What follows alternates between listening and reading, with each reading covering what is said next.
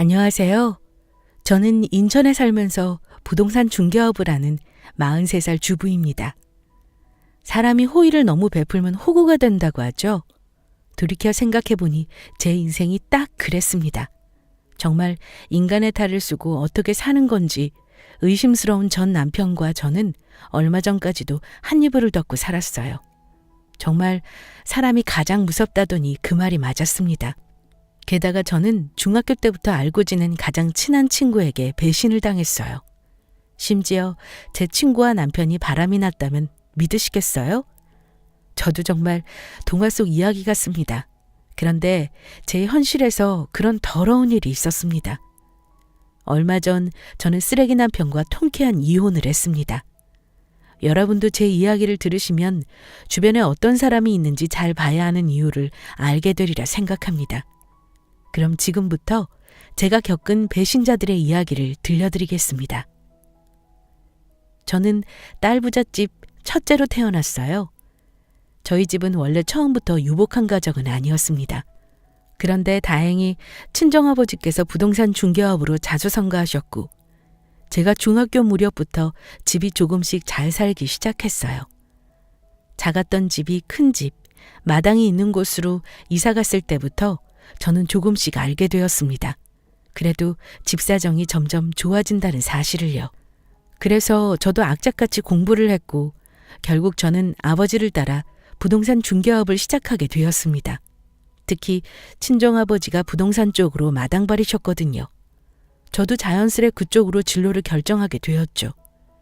대학 졸업 후 아빠 중개사에서 일을 했는데 그때 처음 남편을 만나게 되었습니다. 지영아, 오늘 3시에 손님 오는 거 안 까먹었지? 응. 근데 누군데 그래? 엄청 중요한 사람이라면서 옷까지 신경 써서 입고 오라고 하고? 보면 알 거야. 내가 아주 자신 있게 말할 수 있지. 땅 계약하신대? 오호, 누군데 그래? 아빠는 그날따라 들떠 계셨어요. 평소 손님들이 가끔 오긴 하지만 이렇게까지 신경 쓰는 건 본 적이 없었습니다. 그리고 시간이 지나 3시가 되었고 드디어 그 비밀의 손님을 보게 되었어요. 오, 자네 왔나? 안녕하세요, 김 사장님. 잘 지내셨어요? 이야, 자네는 항상 정갈하게 넥타이까지 매고 정장을 입고 다니네. 멋쟁이야, 멋쟁이. 아참, 내 정신 좀 봐라. 우리 딸이야. 같이 일하고 있어. 인사해. 안녕하세요. 말씀 많이 들었습니다. 반갑습니다. 저는 박지후라고 합니다. 아버님께 들었는데 확실히 미인이시네요. 네? 아빠 누구셔? 소개해줘야지. 너희들 이렇게 보니까 뿌듯하다. 그래, 정식으로 소개할게. 박지후라고 내가 부동산 중개업 사업하면서 만난 청년이야. 몫으로 지금 일하고 있고, 맞지? 하도 성실하고 싹싹하고 예의 바르길래 딱 우리 첫째 딸 지영이한테 어울리겠다 싶어서 요 근처 일하러 왔다고 해서 오라고 했다. 부담 가지지 말아라. 아빠, 이렇게 갑자기. 지영씨, 당황하셨죠? 김 사장님께서 뵙자고 한 것도 있었지만 제가 지영씨 보고 싶어서 자리 좀 만들어달라고 했습니다. 친하게 지내요? 아빠가 소개해준 그 박지우라는 목수. 그 사람이 지금의 전 남편입니다. 당시 그는 남자답고 반듯한 인상이었어요. 그리고 참 적극적이고 쾌활했습니다. 저는 원래 이상형이 밝고 재밌는 사람이라 아빠의 이런 소개가 기분 나쁘지는 않았어요. 그리고 자연스럽게 아빠를 통해 번호를 주고받게 되었습니다. 그리고 그는 저한테 정말 적극적으로 대시하며 주말마다 약속을 잡았죠. 결국 저희는 한 달이 넘는 데이트 끝에 드디어 정식 교제를 시작했습니다. 그리고 연애 1년 끝에 결혼을 하게 되었죠. 아버지는 정말 기뻐해 주셨습니다. 인연이 이렇게도 이어질 수 있구나 싶었죠. 그리고 결혼하고 6개월은 아무 문제 없이 정말 행복했습니다. 그런데 결혼 반년이 지나고 갑자기 문제가 생겼습니다. 왜냐하면 당시 남편의 목공소에 큰 문제가 생겼거든요. 오빠 괜찮아? 아니, 이게 무슨 일이야? 그러게 말이야. 진짜 형제처럼 지내는데 이렇게 갑자기 배신을 하다니. 우리 가게 단골로 있는 사람들 모두 전화 오고 난리도 아니야. 기운내. 자금은 다시 마련해보자. 내가 아빠한테도 말해볼게. 나 적금도 거의 끝나가. 우리 같이 이겨내보자. 당시 전 남편은 목공사를 작게 운영했는데 그때 친한형과 동업을 했습니다. 저랑도 인사를 나누었던 분이죠. 인상이 참 선하고 좋았던 분이었는데 그분이 갑자기 남편을 배신한 것입니다. 특히 그분은 남편과 고향 선후배 사이고 목공소 가게를 차리는데 도움을 줬기 때문에 전혀 의심하지 못했죠. 그런데 함께 몫으로 일했던 그분이 갑자기 돈을 들고 야반도주를 해버렸습니다. 심지어 거래처 사람들에게 남편에 대한 이상한 거짓 소문을 퍼뜨려서 회사 이미지를 한순간 망쳐놓고 도망을 가버렸어요. 경찰에 수소문을 해봤지만 소용없었습니다. 그 후 남편은 폐인처럼 살았습니다. 돈도 돈이지만 사람에 대한 배신감 때문에 잠을 이루지 못했어요. 결국 3개월 넘게 남편은 자리를 잡지 못했고 저는 그런 남편이 너무 걱정되었습니다. 그대로 지켜볼 수 없었죠. 여보, 아빠가 예전에 내 이름으로 작은 상가 명의 돌려놓은 거 있거든. 그 거리에 신라타워 알지? 거기 상업시설들 많이 들어오잖아. 거기 여보가 들어가는 거 어때? 이참에 인테리어 사업 시작해보자. 요즘 인기 많잖아. 응? 이대로 오빠 재능을 멈출 수는 없어. 뭐? 내가? 한평생 목수를 살았는데 인테리어 사업을 할 수 있을까? 당연하지. 왜 못해? 내가 도와줄게. 결국 남편은 3개월 만에 다시 일을 시작했습니다. 처음에는 모든 게 낯설고 힘들었지만 또 알아보고 공부하다 보니 어렵지 않게 준비할 수 있었어요. 주거공간 인테리어 목공사라는 이름을 내걸고 홍보를 시작했습니다.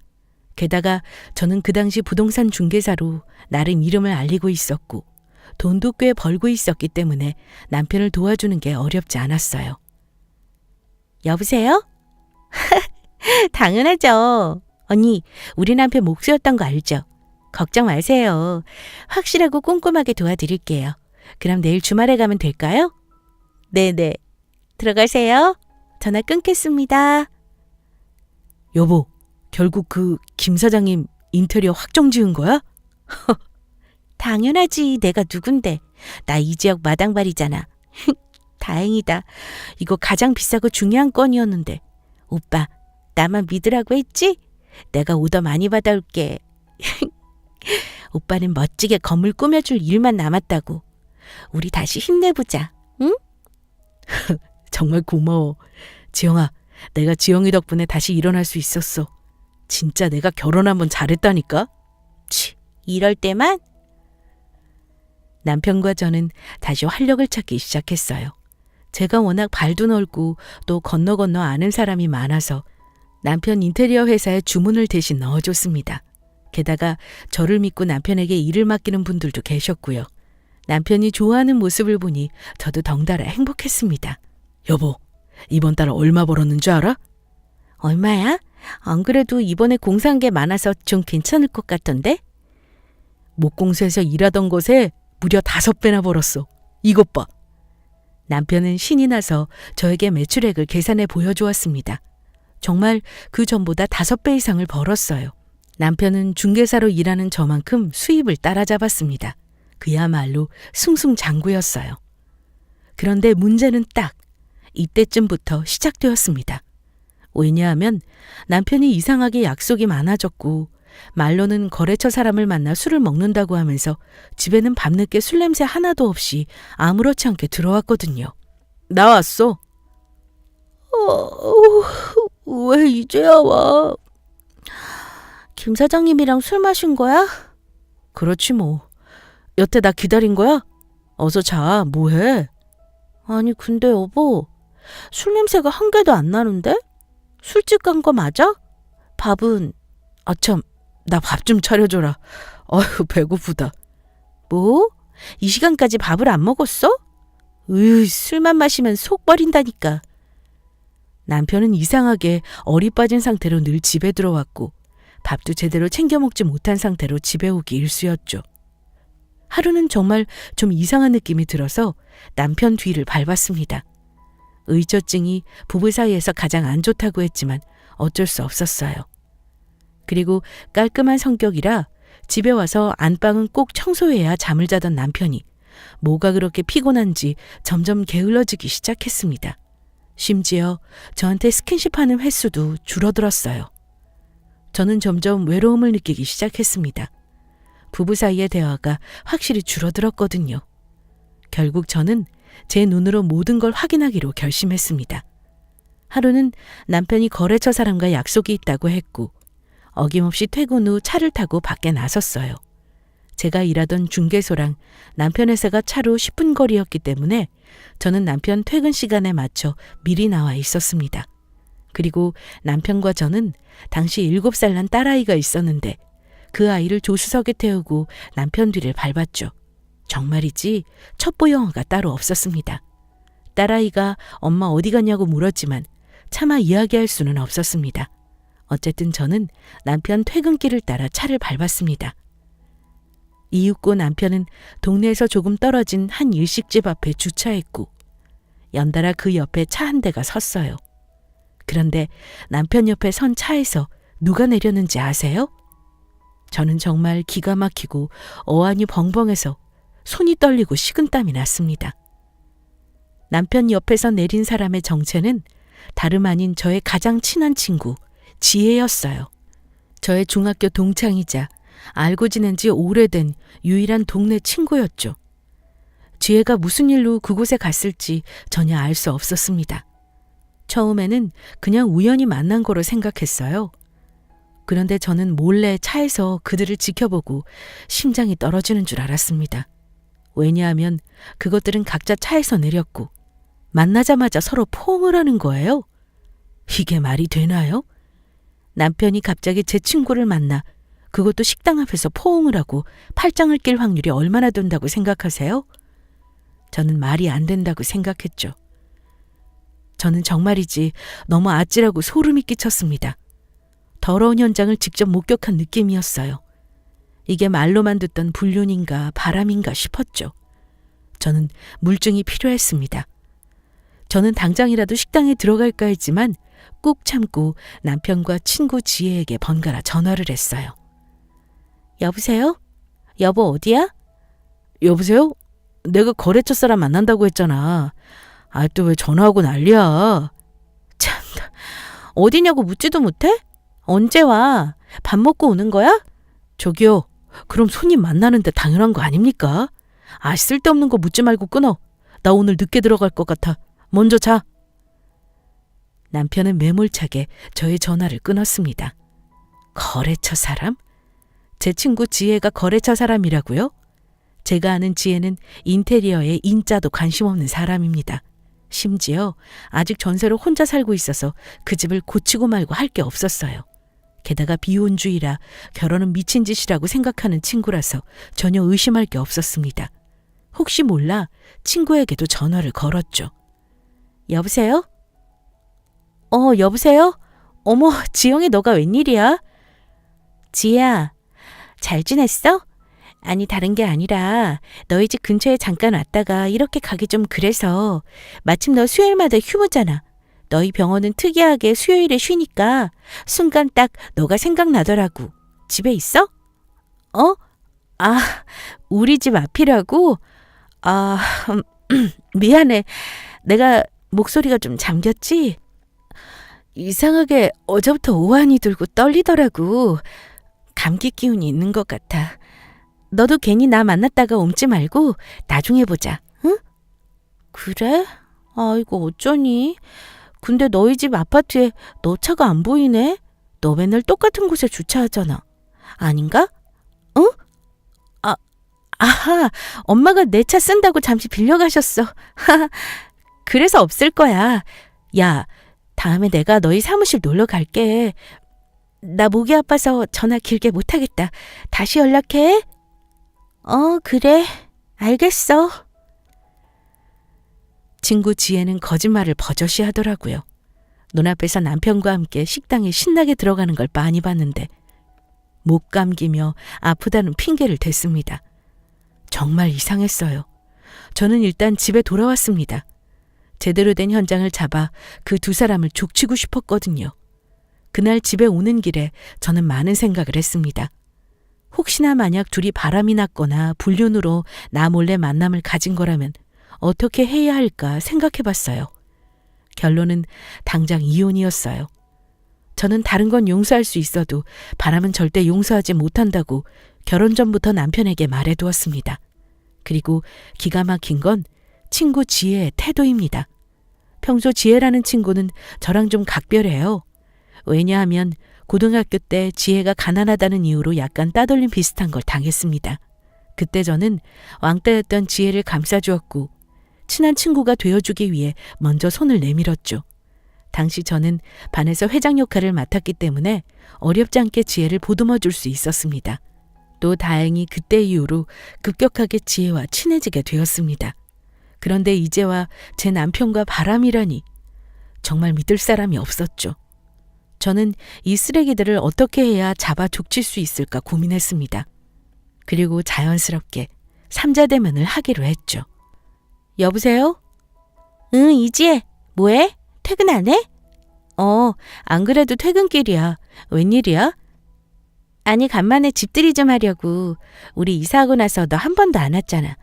내일 마침 남편 없으니까 놀러와. 시간 어때?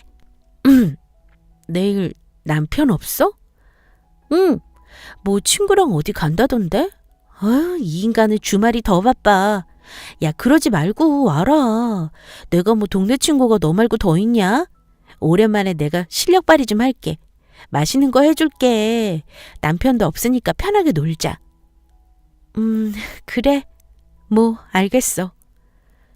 저는 거짓말을 했어요. 남편이 없다고 말하면 분명 친구가 올 거라 생각했습니다. 그런데 그날은 남편이 간만에 집에 있을 거라고 미리 말해두었던 날이었어요. 서로 만났을 때 어떻게 대하는지 두 눈으로 똑똑히 보고 싶었습니다. 그리고 저는 예전부터 집에 미리 가정용 CCTV를 설치해 두었어요. 왜냐하면 집에 아이를 키우고 있으니 아무래도 가끔 밖에 나갈 일이 있으면 불안하더라고요. 물론 친정엄마나 남편이 있었지만 눈에 밟혀서 가정용으로 하나 설치해 두었습니다. 아무튼 마침 카메라를 설치해 두었는데 이 카메라가 이렇게 남편과 불륜녀를 찍을 용도로 쓰일 줄은 상상도 못했습니다. 정말 더럽고 치사했지만 정확한 물증을 잡으려면 어쩔 수 없었죠. 아이는 일부러 아침 일찍 근처 친정엄마 댁에 맡겨두었습니다. 아이에게 이 험한 꼴을 보여주고 싶지는 않았거든요. 특히 주변에 이혼한 친구가 있는데 상간녀 소송을 하거나 이혼 자료를 낼 때 가장 중요한 게 영상 자료라고 하더라고요. 저는 그날 남편에게도 거짓말을 했습니다. 오랜만에 꿀잠 잤다. 여보 뭐해? 어디 가? 화장을 그렇게 해? 그리고 지호는? 내가 말 안 했나? 당신도 옷 좀 제대로 입고 있어. 내 친구 지혜 알지? 걔 올 거야. 지우는 아침 일찍 엄마한테 좀 맡겼어. 오늘은 편하게 놀고 싶어서. 뭐? 갑자기? 아니 왜? 참나, 우리 집에 친구가 올 수도 있지. 뭘 갑자기. 당신 내 친구 지혜 알지? 그 간호조무사 하는 친구. 나 중학교 때부터 친했던. 알아. 근데 미리 말 좀 해주지. 나 그럼 나가 있어야겠다. 여자들끼리 잘 놀아. 뭐? 무슨 소리야. 당신도 같이 있다고 했는데 내가 아침부터 요리 좀 했어. 같이 먹어. 왜 그래? 무슨 잘못이라도 있는 사람처럼? 뭘 잘못해? 이렇게 갑자기 사람 부르는 게 어디 있어? 남편은 벼랑간 저에게 화를 냈어요. 정말 이상해도 한참 이상했습니다. 깜짝이야. 왜 화를 내고 그래? 진짜. 화장 지워졌잖아. 남편은 친구 지혜가 온다는 이야기에 불이 나게 나갈 준비를 했어요. 그런데 그때 초인종 소리가 들렸고 결국 저희는 그렇게 뜻하지 않게 삼자대면을 하게 되었습니다. 왔어? 어서 들어와. 이야, 집이 너무 깨끗하고 이쁘다. 역시 신축은 다르다. 너 성공했다. 그래? 아, 인사해. 내 남편이야. 결혼식 때 봤지? 야, 오늘 남편 나갔다고 하지 않았어?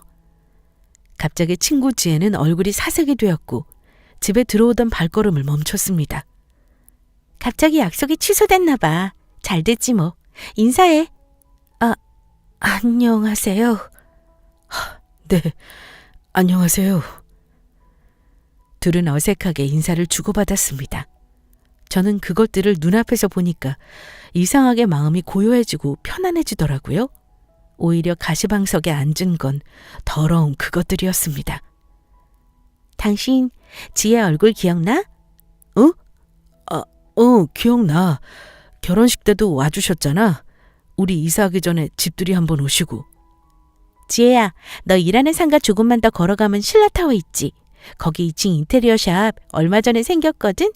남편 거기 있어. 오며 가면 만났겠는데? 못 봤어? 신라타워. 거기 알지. 내가 너희 남편을 언제 봐. 볼 일이 없지. 아, 인테리어 샵 시작하셨구나. 축하드려요.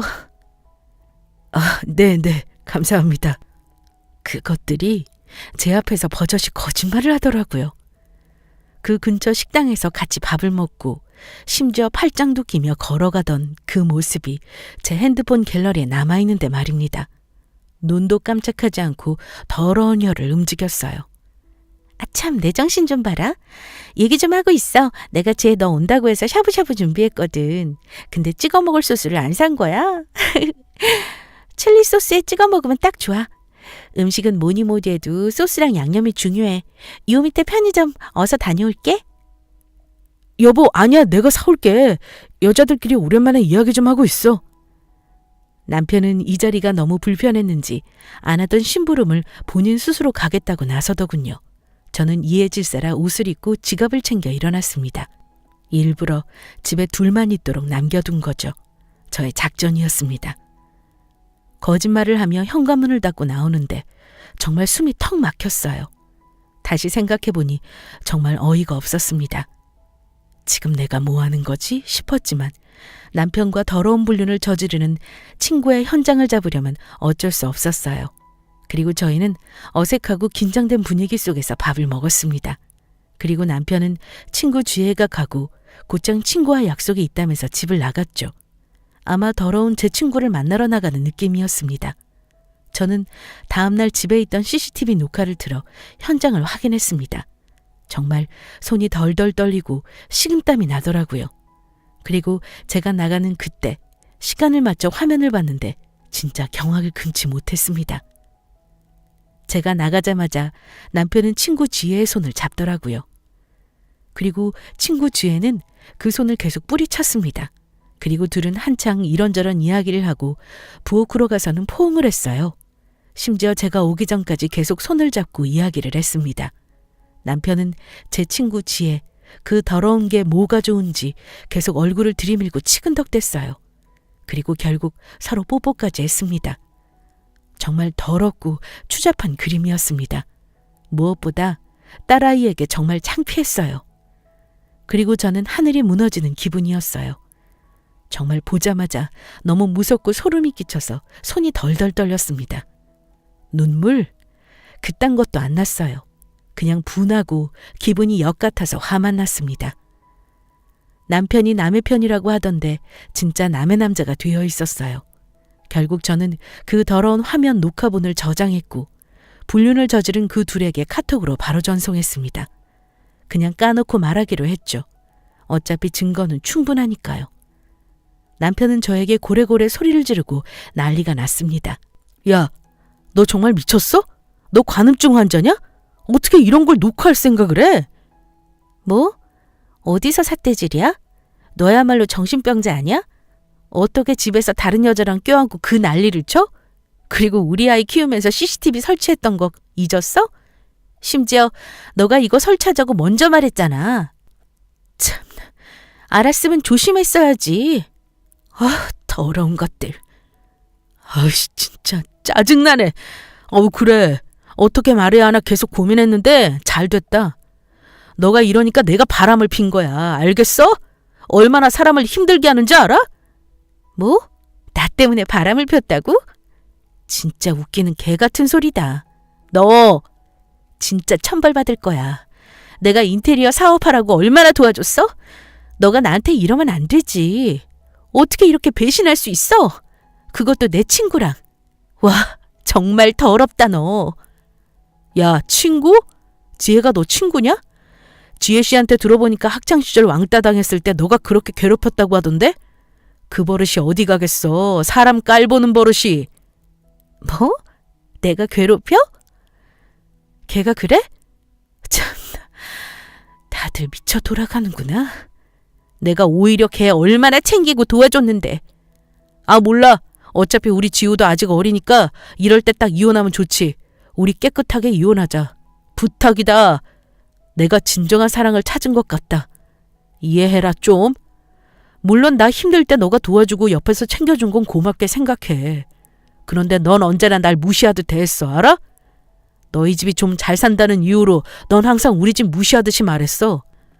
내가 티는 안 했지만 얼마나 스트레스였는 줄 알아? 그리고 솔직히 말해서 인테리어 회사도 다 너 덕분이라고 생각하냐? 내가 잘나서 회사가 잘 되는 거지. 너 덕분 거 하나 없어. 단골 손님들 좀 끌고 왔다고 되게 생색내는데 너 그렇게 남자 무시하지 마라. 너 성질 받아줄 만한 사람 없다. 남편은 옛날부터 자격지심이 대단했습니다. 친정집이 잘 살고 유복한 곳도 모두 운이라면서 깎아내리기도 했고, 가끔 제가 일이 잘 풀리거나 월급을 많이 받은 달에는 이상하게 제 일을 무시하고 질투 비슷한 걸 했습니다. 말 그대로 속 좁은 남편이었죠. 본인은 지방대학교를 나와 몫으로 일했고 여태 벌어놓은 돈이 적었기 때문에 시작이 저랑 다르다고 생각했는지 계속해서 자신이 얼마나 힘들게 살았는지 본인 팔자 타령만 했어요. 저는 앞으로 나아가지 못하고 본인의 힘든 과거 속에서만 사는 남편에게 늘 불만이었습니다. 야, 너 진짜 이렇게 말하면 안 되지. 내가 무슨 무시를 해? 그리고 오빠기 살려주려고 내가 얼마나 애썼는지 몰라서 물어? 이 회사도 내가 얼마나 하나부터 열까지 같이 도와줬는데 나라고 뭐 단골 손님들이나 거래처 사람들 그냥 공짜로 당신한테 물어다 준 줄 알아? 굽신거리면서 당신 위해서 나도 노력했다고. 그걸 알아? 저는 하늘에 맹세코 남편의 집을 무시해 본 적이 단 한 번도 없습니다. 모 눈에는 뭐가 보인다고 하더니 딱 그 말이 맞았어요. 저는 남편 어머님이 아프다고 하셨을 때 매일 주말마다 가서 간호해드리고 맛있는 걸 사다 드렸습니다.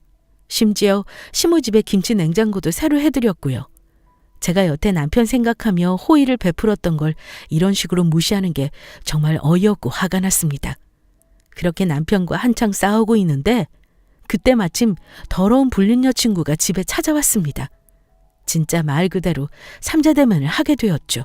야, 김지영, 나야. 문 좀 열어줘. 나라고. 내 말 좀 들어줘. 야, 난 너한테 할 말 없어. 여길 어디라고 찾아와, 더러운 거사. 야, 썩 꺼져. 저는 집으로 당당하게 온 더러운 친구의 태도에서 화가 났습니다. 그리고 집에 들어오지 못하게 막았고 끝까지 문을 열어주지 않았죠. 그리고 더러운 그 친구는 다음날 제가 일하는 중개사 사무소까지 찾아왔어요. 지영아, 미안하다. 야, 내 이름 부르지도 마. 미안해? 참나, 미안하다고? 이게 사과하고 끝날 일이니? 너의 남편이 우리 병원에 온 적이 있어. 수액주사 맞는다고. 그때부터였어. 우리가 자주 만난 게. 나도 이렇게 될 줄 몰랐어. 어느샌가 나한테 스며들었나 봐. 돌이킬 수 없게 되었어. 미안하다. 근데 진짜 우리는 사랑이야. 이해해줘라. 야, 썩 꺼져. 어디서 악어의 눈물을 흘리고 있어? 됐고, 너한테 상간녀 소송 걸 거니까 그렇게 알아. 준비해라.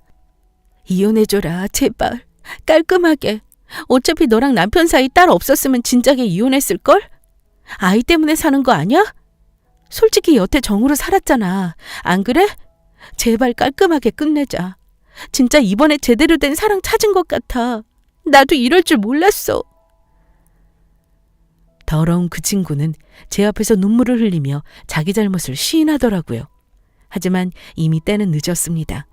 저는 두 손 두 발 다 들었거든요.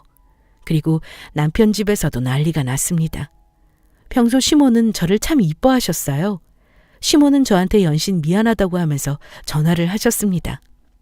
지영이니? 밥은 먹었어? 네, 먹었어요. 어머님, 죄송해요. 또 그 이야기 하실 거면 전 그만 들을래요. 얘야, 정말 내가 대신 사과한다. 썩을 놈이 진짜 정신이 나간 거지. 조강지 쳐버리고 잘 되는 놈 없다고 했어. 내가 아들한테 잘 말할게. 이혼은 절대 하지 말아라. 응? 너희들 좋아서 결혼했잖아. 다시 마음 잡고 잘 살면 돼. 남자들 한 번씩 다 그래. 너가 좀 이해해줘라. 내가 이렇게 사과한다. 아니요, 어머님. 한 번이 두 번 되고 두 번이 세 번 되는 거예요. 바람? 그거 못 고쳐요. 어머님, 저 바빠서 이만 끊을게요. 들어가세요. 저는 주변의 만류에도 끄떡 없었어요. 특히 친정 아버지께서 정말 충격을 받으셨습니다. 아버지가 만나라고 한 사람이 이런 일에 휘말리게 될 줄은 상상도 못하신 거죠. 저는 남편과 이혼을 준비하면서 매일 아빠에게 말했어요. 절대 아빠 탓이 아니라고 계속 말했습니다. 그 후 남편은 이혼을 준비하면서 집을 나갔어요. 더러운 그 친구 집에 갔는지 알게 뭐예요? 그런데 저는 그 꼴이 너무 더럽고 보기 싫었습니다. 그리고 이혼하더라도 그 더러운 것들에게 복수하고 싶었어요. 앞서 이야기했듯이 남편 인테리어 회사는 거의 저의 지분이 80% 이상 들어가 있습니다. 거래처 사람들, 그리고 주변 상인들과 단골업자들 모두 건너 아는 제 지인들이었어요. 저는 그 사람들에게 남편에 대한 더러운 그 일을 모두 말했고 곧 이혼을 앞두고 있다고 말했습니다. 그러자 제가 시키지도 않았는데 거래처 사람들은 남편 회사에 대한 신뢰가 떨어졌다면서 하나둘 거래를 끊기 시작했어요. 그리고 제가 남편 회사에 일절 관여하지 않게 되자 회사 일에 구멍이 나기 시작했습니다. 남편은 회계장부, 세금 처리, 거래처 사람들 관리, 컴퓨터 업무 처리 등 어느 것 하나 제대로 하는 게 없는 한마디로 일머리가 없는 사람이었거든요. 결국 인테리어 회사는 조금씩 매출이 떨어지기 시작했고 결국 적자가 나기 시작했습니다. 저는 남편이 무너져 내리는 걸 모두 지켜보고 있었죠. 그리고 이혼 서류를 남편에게 전달하고 몇 달 후 저는 깔끔하게 이혼을 했습니다. 어차피 증거는 충분했고 더러운 그 친구도 시인을 했으니까요. 당연히 딸아이 지우는 제가 데리고 왔습니다. 현실적으로 제가 아이를 키우는 게 맞았고 무엇보다 경제적으로 제가 더 유리했어요. 또 저는 당시 이혼을 하면서 남편한테는 회사만 남겨두고 나머지 재산들은 모두 받고 이혼해 주었습니다. 결국 남편은 알거지가 되었습니다. 제 할 바 아니었죠. 그 후 남편은 진짜 제 바람대로 거지처럼 지낸다는 이야기를 전해 들었어요. 그 더러운 친구랑 사귀든지 말든지 관심도 없었습니다. 어차피 저는 돈도 있고 직업도 빵빵한 여자니까요. 그리고 신기하게 저는 오히려 남편과 이혼하고 일이 더 잘 풀렸습니다. 심지어 한창 주택 청약을 넣고 있었는데 집 근처에 신축 아파트 청약까지 당첨이 되었어요. 남편이 떨어져 나가니 오히려 행운이 오는 건가 싶었죠. 정말 행복했습니다. 그렇게 다시 마음을 잘 잡고 지내고 있던 어느 날 더러운 그 친구가 벼랑간 제가 일하는 중개사무소에 찾아왔어요. 지영아, 잠깐 시간 돼? 뭐냐? 너가 여기는 웬일이야? 미치겠다.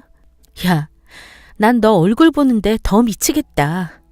동네 사람들 얼굴 보니까 창피하니까 이제 여기 오지 마라. 오늘이 너 만나는 거 마지막이야. 야, 지금 회사 난리 났어. 회사에 주문 넣었던 거 다 캔슬하고 펑크나면서 진짜 완전 망하게 생겼다. 진짜 지우씨 요즘 밥도 제대로 안 먹어서 살이 10kg나 빠졌다니까. 미운 건 미운 거고 그래도 사람 하나 살려야 하지 않겠어? 좀 도와줘라. 1,000만 원만 빌려줄래? 금방 갚을게. 어? 내가 누구한테 말하겠어. 야, 유라질 거사. 너 진짜 미쳤구나. 뭐? 지금 나한테 찾아와서 하는 말이 돈 좀 빌려달라고? 참나. 어이가 없어서 웃음이 난다. 야, 진짜 사랑을 만났다면서. 정말 세상에서 이런 감정 처음이라면서. 너가 나한테 했던 말 아니야? 왜? 그놈 알거지 되니까 불안하니? 내가 말했잖아. 생각보다 별 볼 일 없는 사람이라고. 너 사람 잘못 고른 거야. 저는 말도 안 되는 소리를 퍼붓는 더러운 그 친구에게 뺨을 한 대 갈겨주었습니다. 야, 너 진짜 그러는 거 아니야. 내가 너 학교 다닐 때 얼마나 챙겨줬는지 알아? 어차피 이혼했고 다 끝났으니까 사람 대 사람으로. 아니, 한때 친했던 친구로서 경고하는데 너 천벌 받을 거야. 그놈 어떻게 사는지 난 관심 없고 너나 그놈이나 진정한 사랑이라면서. 안 그래? 그럼 너희들끼리 해결해. 아참, 그리고 그 상가 계약 내년에 끝나는 거 알지? 월세 올릴 거니까 알아서 미리 준비하라고 전해. 월세 못 내면 당장 나가던가. 그리고 다시는 오지 마. 얼굴 보는 거 토 나올 것 같으니까. 그 후 전 남편은 술에 취한 채 가끔 집에 찾아왔습니다. 딸아이 지우가 보고 싶다는 핑계를 대면서 말이죠. 정말 맛이 간 듯 보였습니다. 여보! 문 좀 열어줘! 야, 김주영! 어서 안 나와? 집에 가끔 찾아와서는 소리를 고래고래 지르면서 난리를 쳤습니다. 심지어 딸아이 지우 유치원까지 찾아와 아빠 흉내를 내려고 했어요. 아이 유치원 하원을 시키려고 갔었는데 낯익은 자동차가 있었고 그놈이 저한테 말도 안 하고 하원하는 지우를 자기 집으로 데려가려고 하더라고요. 정말 그 순간 제가 봤으니 망정이지 가슴이 덜컥 내려앉았습니다. 야, 너 지금 뭐 하는 거야? 뭐, 내 딸 내가 데려간다는데. 그 손 놓지 못해? 아침에 지우 감기 기운 있어서 어서 병원 데려가서 주사 좀 맞아야 해. 그리고 여기까지 오면 어떡해. 게다가 나한테 말도 없이. 너 이제 지우 아빠 아니야. 뭐? 나 지우 아빠라니까? 야, 너 우리 지우 건드리지 마, 내 거야. 정말 남편은 눈알이 돌았더라고요. 아마도 술 한잔을 하고 온 모양이었습니다. 연신 딸꾹질을 해대면서 자기가 잘났다고 유치원 앞에서 고래고래 소리를 질렀고 딸아이 지우를 자기가 데려가겠다고 떼를 썼어요. 저는 딸아이한테도 너무 미안하고 속상해서 눈물이 났지만 꾹 참았습니다. 그리고 무엇보다 너무 창피했어요. 동네 망신이었습니다. 야, 김주영. 아니, 여보. 우리 다시 합칠까? 더 만한 여자 없더라. 흔들리는 날 잡아주는 사람은 너밖에 없더라. 우리 지우를 봐서라도 다시 살까? 잘해보자, 여보야. 뭐? 그 더러운 새치어 잘라버리기 전에 조용해. 여보? 어디서 여보야? 우리 이혼했어. 잊었어? 진정으로 사랑을 찾았다면서. 지혜 그 더러운 거랑 잘 살아. 행복 찾고 싶다면서. 너가 그렇게 말하지 않았어? 미안하다. 지혜인지 걔도 나 떠났어. 참나. 내가 알고지되고 나니까 홀랑 헤어지자고 하더라. 배신자.